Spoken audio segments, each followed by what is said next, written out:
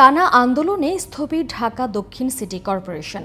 ইশরাক হোসেনকে মেয়র হিসেবে দায়িত্ব বুঝিয়ে না দেয়া পর্যন্ত আন্দোলন চলবে বলে জানিয়েছেন বিক্ষোভকারীরা। অন্তর্বর্তী সরকারের টাল বাহানায় শপথ আটকে আছে বলে অভিযোগ তাদের। আহমদ অনিকের রিপোর্ট।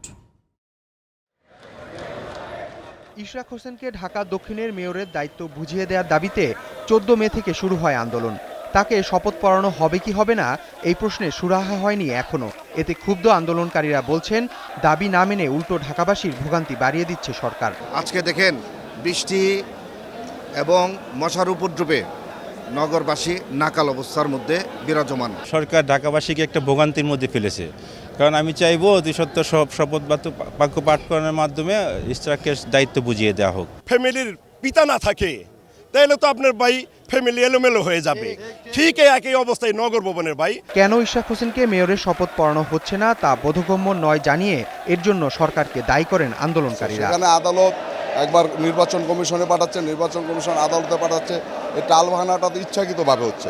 উচ্চ আদালত থেকে রায়ও পেয়েছে, তারপরেও কেন গড়িমসি সেটা আমাদের বোধগম্য হচ্ছে না।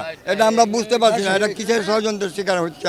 আমরা চাচ্ছি অবিলম্বে, যেহেতু নির্বাচন কমিশনার কাছে রায়ের কপি পৌঁছেছে, আমরা অবিলম্বে চাচ্ছি নির্বাচন কমিশনার তার দায়িত্ব পালন করবে। দাবি আদায় না করে ঘরে ফিরে যাবেন না বলেও হুঁশিয়ারি দিয়েছেন তারা। ঢাকাবাসীর প্রত্যেকটা ঘর থেকে নারী পুরুষ যখন রাজপথে নেমে আসবে তখন এই সরকারের টনক নড়বে। ওরা শপথ গ্রহণের জন্য আমরা সর্বাত্মক আন্দোলন চালিয়ে যাবো, যে পর্যন্ত না হয় আমরা ঘরে ফিরবো না। আমাদের দাবি আদায় না হওয়া পর্যন্ত আমরা ঈদ হোক, চাঁদ হোক, যেটাই হোক আমরা রাজপথেই থাকবো ইনশাল্লাহ। ইশরাক সমর্থকদের টানা আন্দোলনে নগর ভবনের বিভিন্ন ফটকে ঝুলছে তালা।